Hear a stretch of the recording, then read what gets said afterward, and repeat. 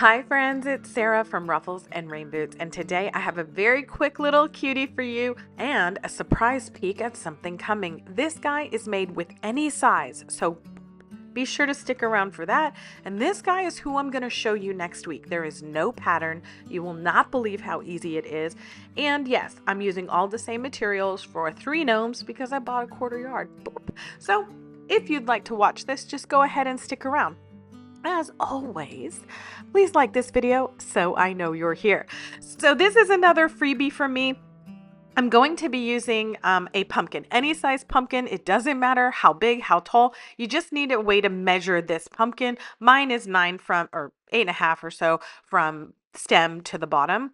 But again, you can use this for any pumpkin. I'm going to be using just 2-way stretch fleece. I got this on clearance at the lobby of the hobbies. I'm using a 1-inch wood ball and some faux fur.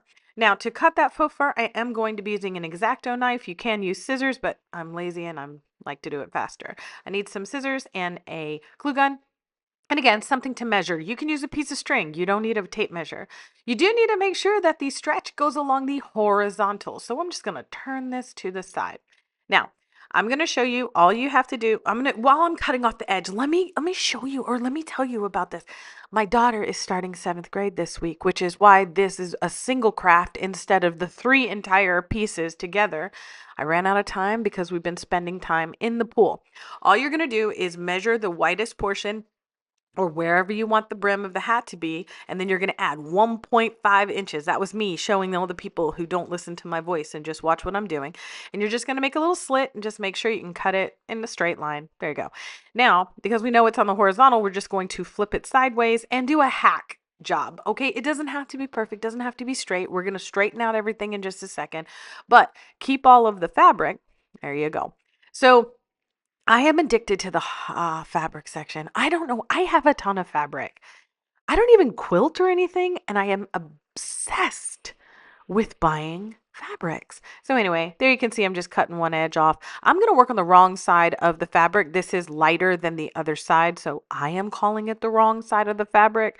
And I'm just going to hem the bottom here. That's a detail tip glue gun, but you can use a big boy for this. It doesn't matter. I am so excited for my daughter to start 7th grade, y'all. I don't know if other people share personal things like that on videos because I've been so busy I haven't watched any YouTube videos. I've been bad, but I am so excited because I remember 7th grade, man. It was probably challenging for my parents, but I actually learned so much, and I learned so much about myself, and I learned so much about friendship and, those fair weather friends. They showed themselves. All right, so you can see here I'm still on the wrong side of the fabric, and I'm going to make what is called a pretty edge. And all I'm doing there is adding a brim. That's it. So we have a brim along the bottom, which is on the right, and then we have this brim, which will be on one side. All you're going to do is make sure that that's the pretty side that's showing, and I'm going to show you a trick in just a second. But anyway, so I haven't been working a lot because I've been soaking up the last days of summer with my daughter before she starts 7th grade. Let me know down below, do you remember 7th grade? Like, I remember my teachers.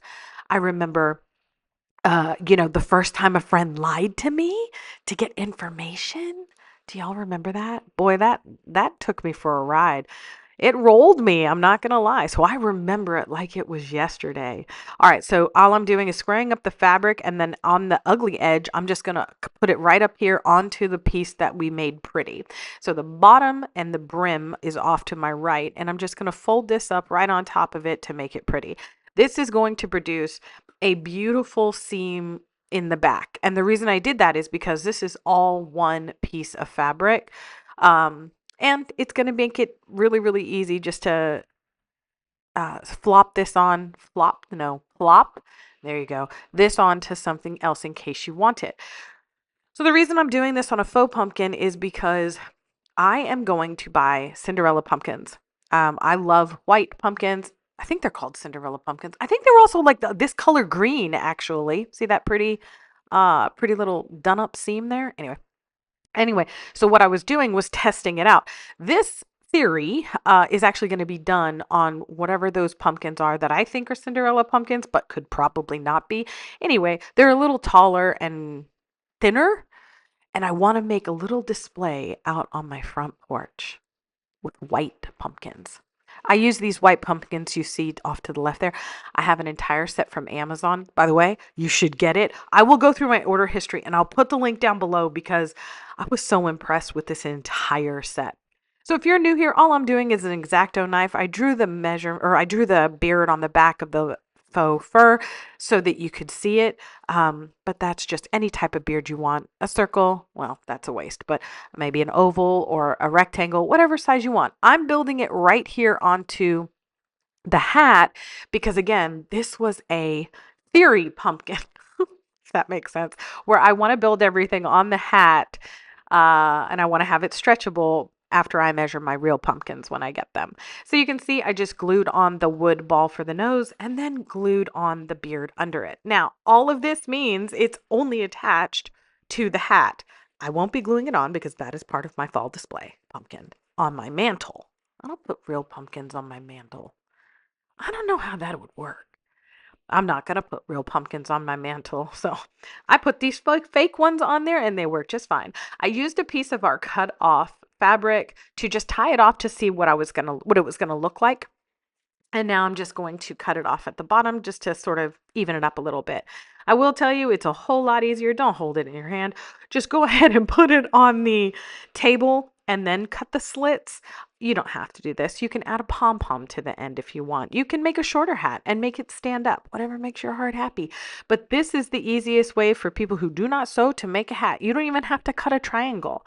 Next week, I'm going to show you how to cut a triangle though, because that gnome that I'm going to share next week, I'm going to create a pattern with the body like that because I love it so much. Isn't that funny?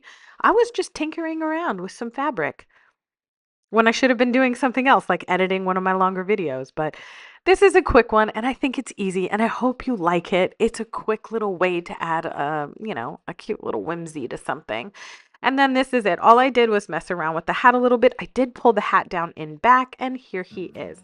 Now, again, that is it for this little guy. I really like him. Again, he stands about 10 inches tall, but it would depend on your pumpkin. And you can see him here. He's so cute. But this guy is coming next week, and I hope you're subscribed. Let me know if you're excited for this because I love it. That's it for me today. Thanks for watching. Please follow along for more crafty fun.